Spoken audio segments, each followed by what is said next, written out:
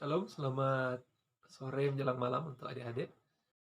Senang ya kita hari ini memulaikan satu camp ya, perkemahan walaupun di gereja untuk bisa sama-sama bermain dengan teman-teman, untuk bisa sama-sama belajar firman Tuhan, untuk bisa memuji Tuhan. Dan pada sore hari ini bersama dengan Kak Haris atau Bapak Ekin, kita akan coba melihat bagaimana teman-teman yang di luar sana mereka menggunakan waktu-waktu mereka untuk bisa berbagi dengan orang-orang yang membutuhkan.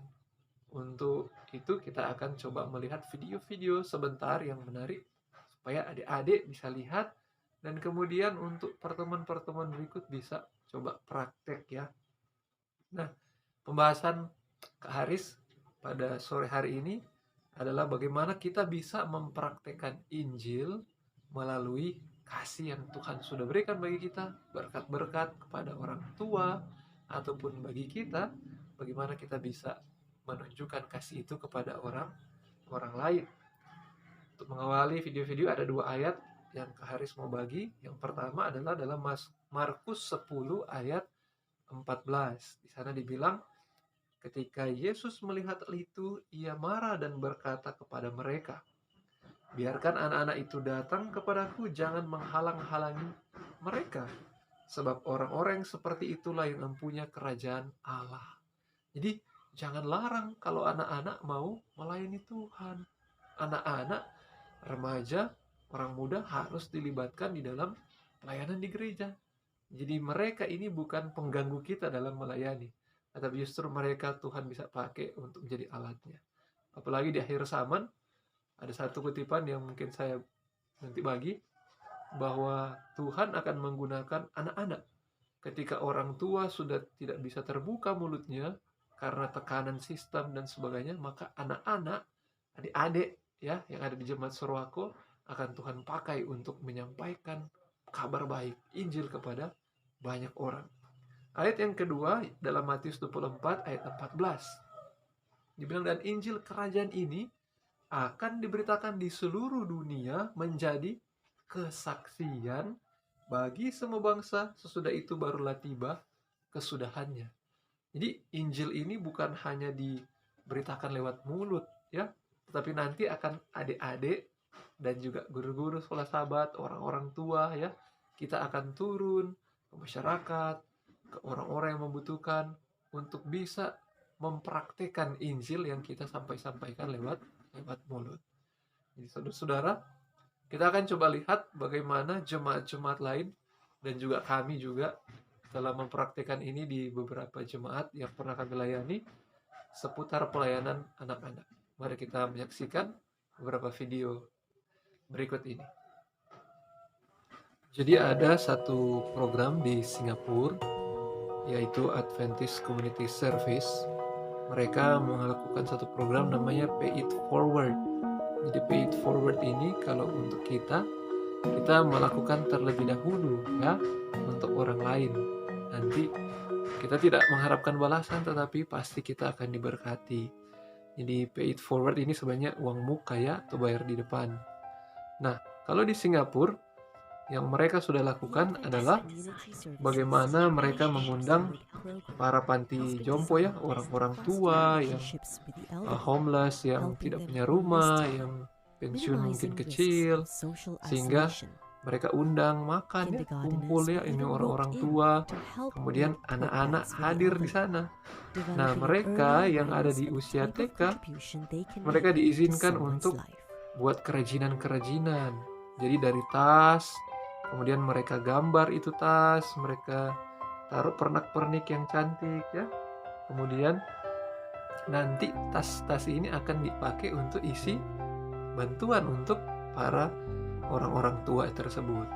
Jadi anak-anak di sini kreativitasnya keluar, mereka rasa senang bagaimana bisa membantu orang lain. Dan bukan cuma itu, anak-anak juga bisa dilibatkan di dalam membantu membersihkan rumah dari para orang-orang tua yang tinggal mungkin hanya berdua atau sendirian di rumah. Jadi anak-anak yang masih aktif, kasih mereka sapu ya, kasih mereka mungkin ada piring-piring yang perlu dicuci ya, baju, ya anak-anak SMP, kakak-kakak bisa bantu adik-adik sama-sama datang ke rumah nenek. Nah, yang lain mungkin bisa menyanyi sama neneknya, yang lain membersihkan rumah. Itu sudah sangat menolong orang tua kita yang ada di sekitar kita. Nah, kemudian kita juga bisa bawa anak-anak yatim ya, atau orang-orang yang cacat ya, yang mereka pakai kursi roda ya, kita bisa kunjungi, kita ajak mereka jalan-jalan ya ke tempat-tempat yang alam ya, wisata. Misalnya kita buat ya, ibadah singkat, kita enjoy sama-sama mereka, mereka merasakan senang. Karena pasti mereka hanya habis waktunya di mana? Di rumah. Tiap hari mereka cuma lihat kamar. Nah, ketika kita datang memberikan mereka tawaran untuk menikmati alam ciptaan Tuhan, mereka akan bersukacita dan bersyukur kepada Tuhan. Jadi itu yang dibuat di Singapura. Nah, masih banyak hal lagi yang bisa kita lakukan di tempat yang lain. Kita juga bisa buat satu pelayanan yang namanya one day service atau melayani satu hari. Jadi di sini ada peran bukan hanya anak-anak, tetapi juga orang tua. Jadi pilih satu hari per minggu kah atau per bulan untuk kita bisa pergi ke satu keluarga yang telah ditunjuk. Jadi panitia di sini Departemen Pelayanan Anak-anak coba survei di masyarakat apakah ada rumah-rumah yang membutuhkan bantuan. Dan hal lain yang bisa kita buat, nah ini juga yang kami buat di tempat kami ini di Bancia, yaitu share love ya. Jadi bisa kita kumpul-kumpul 1 minggu sekali, kita bawa ke gereja, apakah itu sembako, kan bahan-bahan pokok ya, ataukah itu dalam bentuk dana. Kita kumpul, kemudian kita belikan bahan-bahan kebutuhan dari masyarakat kita sekitar yang kurang mampu atau yang cacat ya. Kita belikan kebutuhan. Kemudian ajak anak-anak untuk berbagi dengan orang-orang yang punya kebutuhan ini.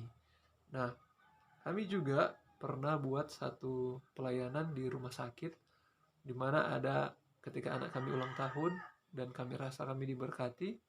Jadi daripada kita panggil teman-teman yang dalam tanda kutip tidak salah ya, buat ibadah di rumah tidak salah, tetapi mungkin apa yang kami buat lebih kena kepada orang-orang yang membutuhkan. Jadi kita masak, kita buat dalam kotak-kotak, kemudian kita ke rumah sakit di mana anak saya pernah dirawat, dan kita cari lihat pasien-pasien dengan orang tua yang kelaparan di rumah sakit. Karena di rumah sakit itu ada yang sudah 1 bulan, 2 bulan, 3 bulan orang tuanya tidak kerja karena harus jaga anaknya. Jadi mereka kadang cari kumpul receh-recehan untuk beli makanan. Jadi di rumah sakit kita bisa datang dan berdoa. Tuhan tuntun untuk kita bisa membantu orang-orang tua atau keluarga yang menjaga anak-anak mereka di rumah sakit untuk kita berikan mereka makanan pada hari itu. Ini kita bisa buat mungkin sebulan sekali, 2 bulan sekali ya, berkala, sehingga kita bisa punya hubungan keterikatan dengan rumah sakit ya. Kita datang minta izin di rumah sakit, kemudian kita akan buat pelayanan ya, berbagi kasih yang Tuhan beri. Kalau kita tidak punya dana, sekaligus untuk kita buat makanan, kita bisa gunakan anggota-anggota jemaat. Jadi mungkin satu keluarga siapkan 3-4 kotak makanan. Jadi kalau di jemaat ada katakanlah 20 keluarga, berarti kita sudah punya 80 kotak makanan. Jadi satu keluarga siapkan 4 kotak makanan. Waktu kami di Tosi, ada satu pelayanan juga yang dibuat melibatkan anak-anak, di mana anak-anak diberikan pekerjaan waktu itu karena ada bangun gereja, jadi mereka disuruh angkat batu dan kita bayar per batu ya. Tapi kalau di jemaat saudara, mungkin ada keluarga-keluarga yang punya pekerjaan untuk anak-anak, apakah membersihkan rumah, cuci mobil, atau membersihkan halaman. Apapun pekerjaan yang bisa diberikan upah, mereka belajar di situ bekerja untuk mendapatkan uang. Tapi uang ini mereka tidak pakai untuk mereka ya. Jadi waktu di Tosi, mereka dibayar untuk angkat batu, mereka ke pasar. Dan pasar ini jaraknya sekitar 7 jam jalan kaki. Jadi anak-anak ini semangat ke pasar, mereka belanja beras, mereka belanja garam ya, kebutuhan untuk orang-orang di kampung. Jadi waktu mereka pulang kampung, ada beberapa orang tua, nenek-nenek yang sendirian hidupnya, di rumah sendirian, bekerja di kebun, mereka bawa bantuan ini. Jadi sangat senang ya, ada foto-fotonya bisa dilihat bagaimana anak-anak merasa mereka punya peran ya. Jadi mereka juga bisa menjadi pelayan, menjadi alat Tuhan dengan tenaga mereka, usaha mereka, mereka cari uang, mereka belikan bahan kebutuhan dari orang-orang tersebut. Jadi saudara-saudara juga bisa praktek di jemaat, dilibatkan anak-anak, panggil mereka kelompok-kelompok untuk bekerja di rumah-rumah anggota kah? Atau kalau ada pun di luar anggota yang mau memberikan mereka pekerjaan, mereka bisa lakukan itu. Kemudian saudara-saudara, itu dari project Share Love ya. Jadi Share Love yang ada sponsor bisa, Share Love yang pakai usaha kita, anak-anak bekerja bisa.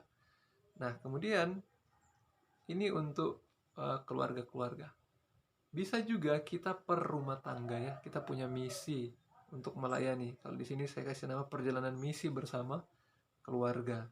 Jadi biasa saya sama istri sama anak kita buat satu hari ya untuk melayani. Kita turun ke jalan, kita lihat dari rumah ke rumah siapa yang butuh pertolongan, kita bawa-bawa saja tensi ya. Dan atau kalau ada yang undang kita untuk melayani mereka, Tuhan akan tuntun loh.